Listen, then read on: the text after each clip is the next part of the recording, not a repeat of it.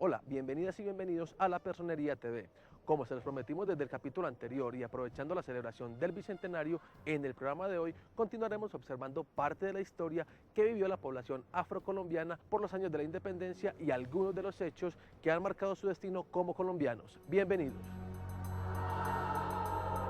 El discurso de igualdad que pregonaba Bolívar en tiempos de independencia movilizó a cientos de indios, negros y mestizos a engrosar sus ejércitos.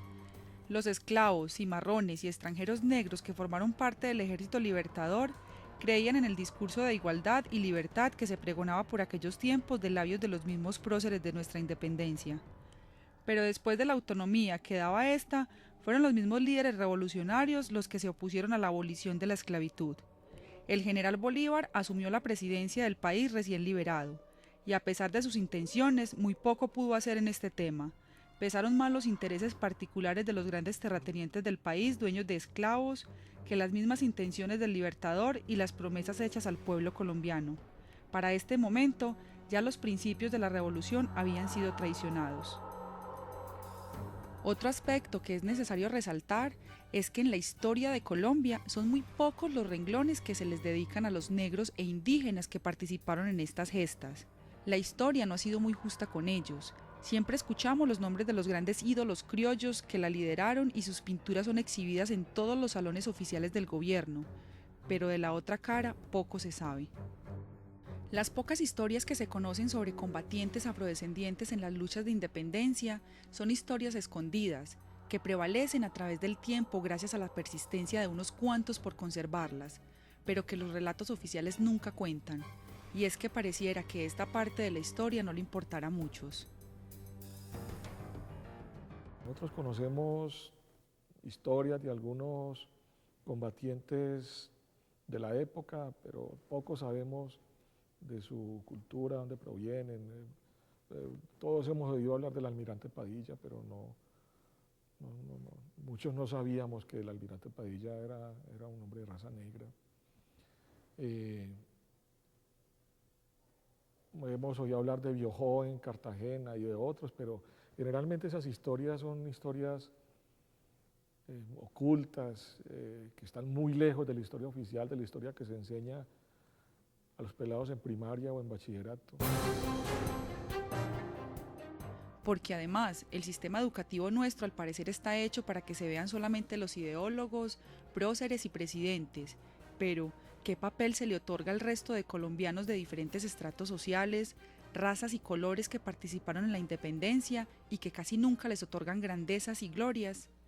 Es normal escuchar por parte de personas afrocolombianos que para ellos la independencia de Colombia no es una fecha de celebración, y si lo miramos bien, no tendría mucho por celebrar, ya que después de esta fecha, los afrocolombianos continuaron siendo esclavos, maltratados y abusados, o sea que para ellos la independencia no cambió nada. Los afrodescendientes en general no sienten que, como los indígenas, eso yo creo que debemos aclararlo, no sienten que hayan sido independizados, porque bueno, al fin y al cabo los grupos de afrodescendientes podrán decir que realmente fueron independientes, realmente entre comillas, cuando se abolió la esclavitud en 1851.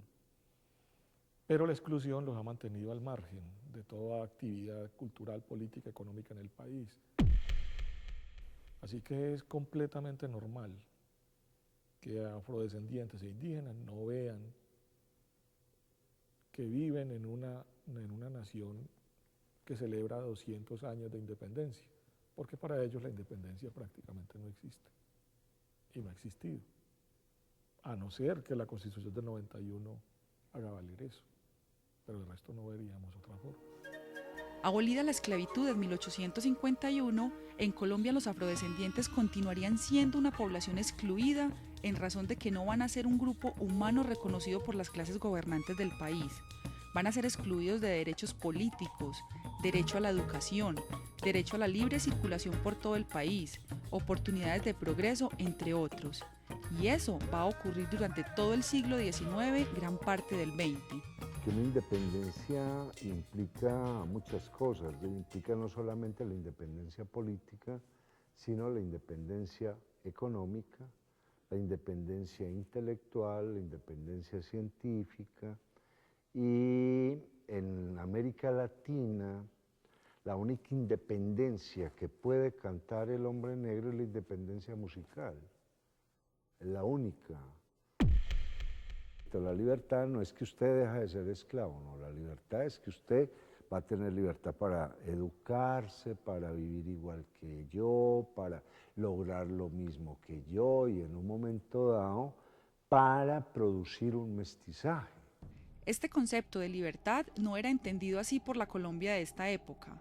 Además, si hacemos una revisión más de fondo, encontraríamos que hasta muy avanzado el siglo XX las personas negras seguirían siendo vistas como inferiores con respecto a los blancos y mestizos. El colombiano pudiente, es decir, el colombiano que maneja pues, la economía del país en el siglo XIX y el siglo XX, seguirán viendo a los afrodescendientes como inferiores.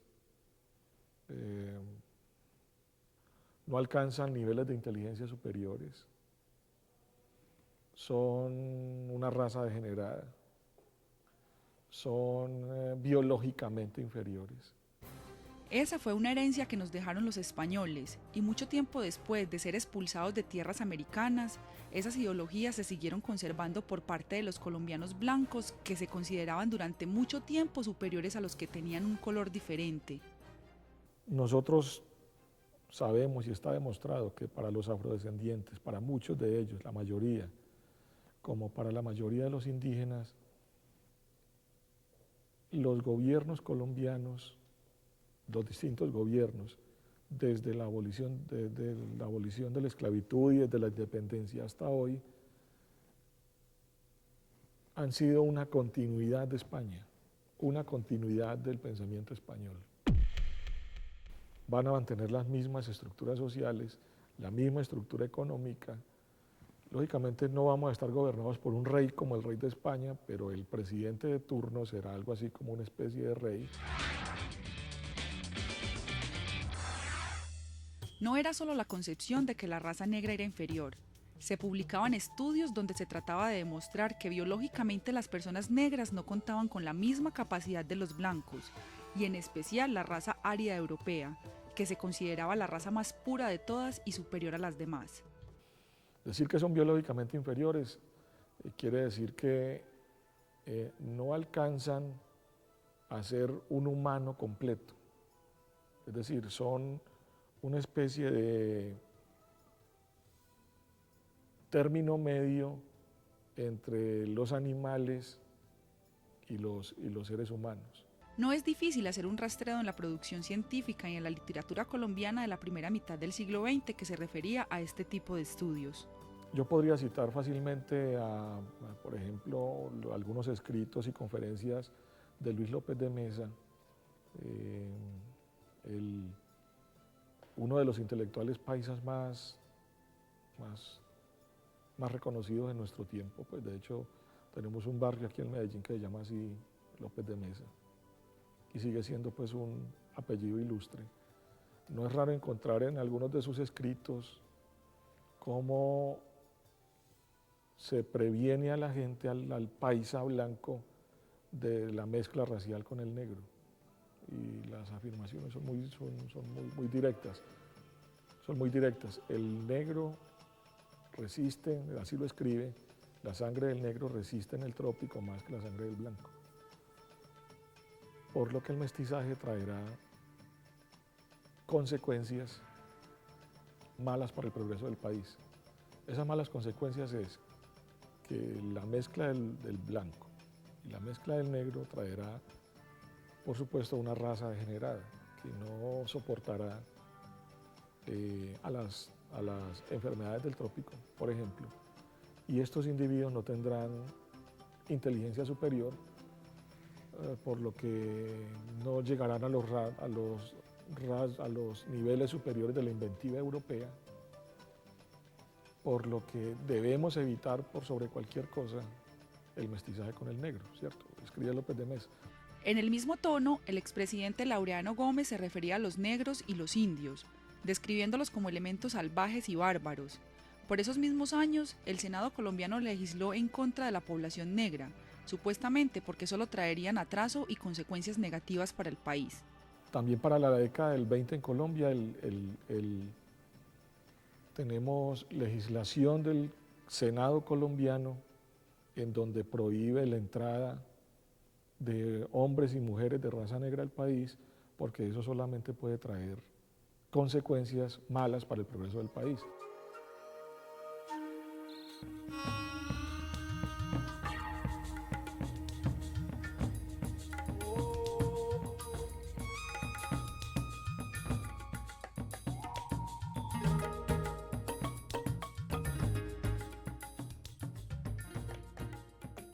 Por lo tanto, que hay que incrementar la inmigración de blancos.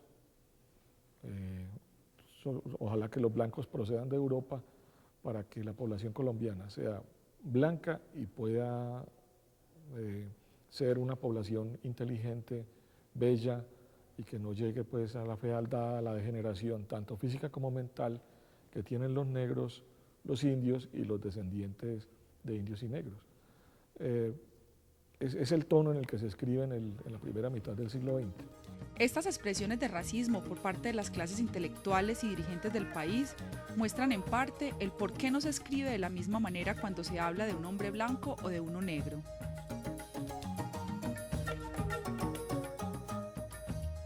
Una raza es superior a otra en la medida en que la otra está mejor armada.